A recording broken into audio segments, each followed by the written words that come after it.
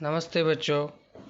हम सजीव सृष्टि अनुकूलन और वर्गीकरण इस पाठ के बारे में जानकारी ले रहे थे। पिछली तासिका में हमने वनस्पतियों का अनुकूलन देखा था। अब इस पाठ में हम प्राणियों का अनुकूलन देखने वाले हैं।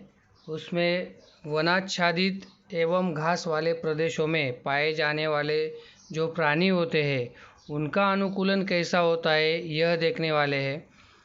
वनाच्छादित एवं घास वाले प्रदेशों में मांसाहारी और शाकाहारी प्राणी रहते हैं। तो उनमें हम पहले मांसाहारी प्राणियों के बारे में जानकारी लेंगे। तो मांसाहारी प्राणी जो वनाच्छादित और घास वाले प्रदेशों में रहते हैं उनमें जंगली कुत्ता, लोमड़ी, शेर, सिंह ऐसे प्राणी आते हैं। उनके नखर होते हैं और उन प्राणियों के नुकीले रदनक होते हैं।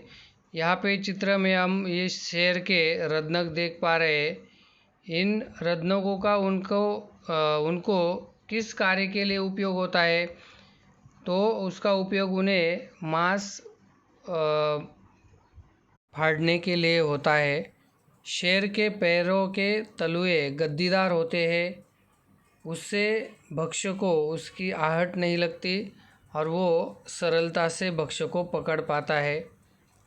मांसाहारी प्राणियों की आँखें जो होती है वो सिर के बाहरी भाग में होती है, इसलिए उन्हें दूरी पर स्थित भक्ष्य नज़र आ सकता है।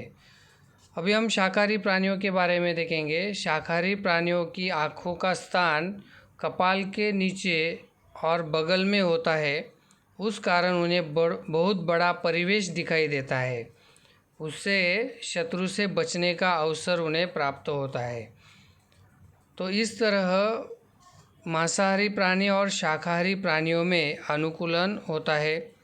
अभी हम देखेंगे मरुस्थलीय प्रदेशों में प्राणियों का अनुकूलन। अभी मरुस्थलीय प्रदेशों में कौन कौन से प्राणी होते हैं हमें पता ही है। वहाँ पे ऊंट ये जो प्राणी है वो ज़्यादातर दिखाई देता है। और भी प्राणी रहते हैं, हम इसके बारे में जानकारी लेंगे।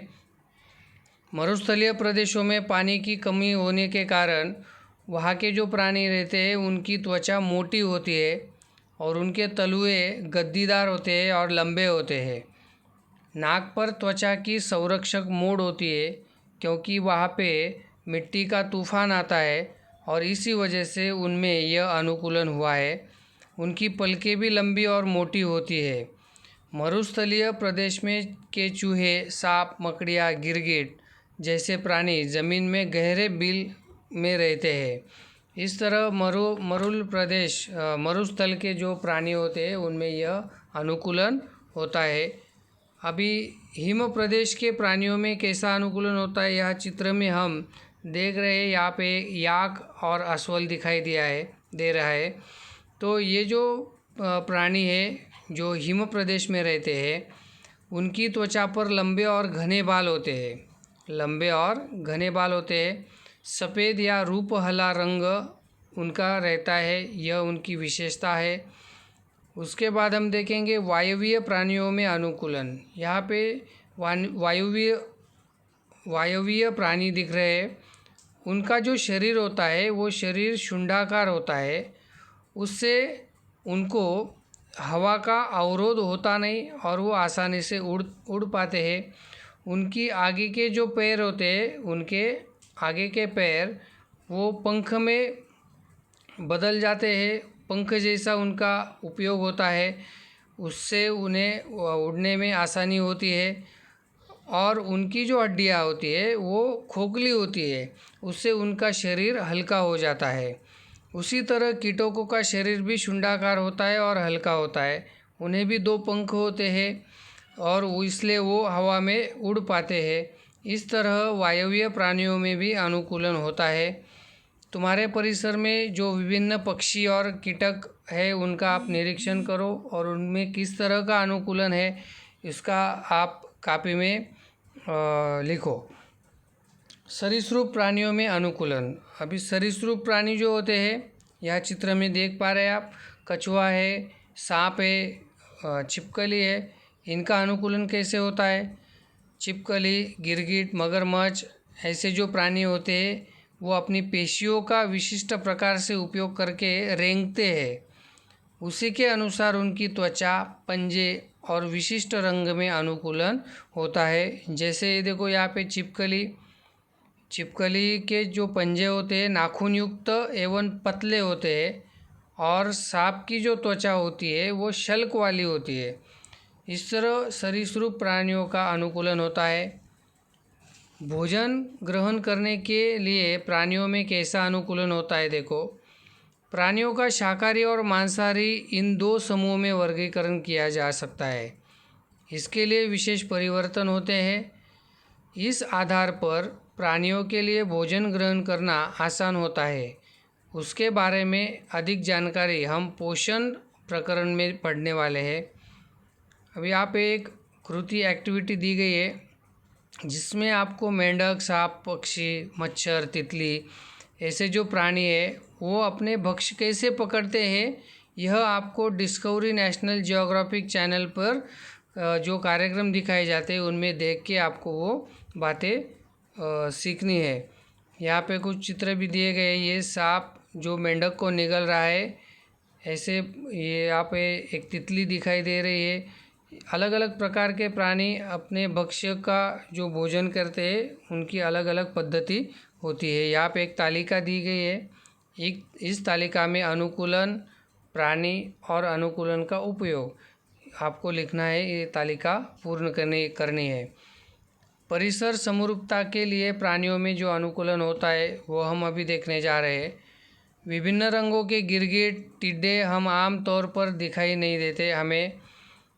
वनस्पतियों पर, घास में या वृक्षों के तनों पर रहते समय उनके शरीर का रंग उस स्थान के रंग से मिलता जुलता होता है, यानी उनके रंग में बदलाव आ जाता है। अधिवास के अनुसार, भौगोलिक परिस्थिति के अनुसार विशिष्ट परिवेश में जीवित रहना, प्रजनन द्वारा स्वयं का अस्तित्व बनाए रखना, भोजन प्राप्त करना, शत्रु से स्वयं का रक्षण करना जैसे अनेक कारणों के लिए शरीर के अंगों व क्रियाओं में होने वाले परिवर्तन को अनुकूलन कहते हैं। ये बहुत महत्वपूर्ण ऐसा यहाँ पे मुद्दा है। इसको हम अधोरेखित कर लेते हैं कि अनुकूलन किसे कहते हैं। उसके बाद यहाँ पे डार्विन का उत्क्रांति सिद्धांत दिया हुआ है। चार्ल्स डार्विन इस जीव वैज्ञानिक ने अनेक प्रकार के प्राणियों तथा वनस्पतियों का अध्ययन करके यह सुझाव दिया कि पर्यावरण में जो सजीव जीवित रहने के लिए सर्वाधिक सक्षम होते हैं उनके जीवन की संभावना सर्वाधिक होती है। इसे ही जो सक्षम रहेगा वही जीवित बचेगा का सिद्धांत कहते हैं। इसे ही डार्विन का पहला सिद्धांत कहते हैं। अगर कोई सजीव उसे फायदेमंद साबित होने वाली विशेषता लेकर जन्म लेता है और टिक पाता है तो उसकी अगली पीढ़ी भी उसके समान बनती है। इसे ही डार्विन का दूसरा सिद्धांत तथा प्राकृतिक चयन का सिद्धांत कहते हैं। अभी उसके बाद सजीवों का वर्गीकरण देखते हैं। सजीव का वर्गीकरण देखते समय हमें यह ध्यान रखना है कि हमारे आसपास की जो विविधपूर्ण सजीव सृष्टि है उस सजीवों का एक ही समय में अध्ययन करना तथा उन्हें याद रखना हमारे वश की बात नहीं है, क्योंकि बहुत सारे सजीवों में समानता दिखाई देती है। भिन्न भिन्न प्राणियों में जो समानता होती है वह यहाँ पे एक तालिका दी गई है। देखो पदानुक्रम दिया है, आम और यहाँ पे मानव, इनका सृष्टि, संघ, वर्ग, क्रम, परिवार, वंश, जाति, इनमें वर्गीकरण होता है। उससे उनमें जो फर्क, भिन्नता है वो पता चलती है। आज तक अनेक वैज्ञानिकों ने अलग अलग गुणधर्मों के आधार पर वनस्पतियों तथा प्राणियों का वर्गीकरण किया है। तो सजीवों के गुणधर्मों को मूलभूत समानता और विभिन्नताओं के आधार पर उनके मुख्य समूह तैयार होते हैं, जिसे वर्गीकरण का पदानुक्रम कहते हैं। कार्ल लिनियस की द्विनाम पद्धति यहाँ पे दी गई है। देखो यहाँ पे प्रत्येक सजीव को पहचानने के लिए द्विनाम पद्धति का उपयोग किया जाता है।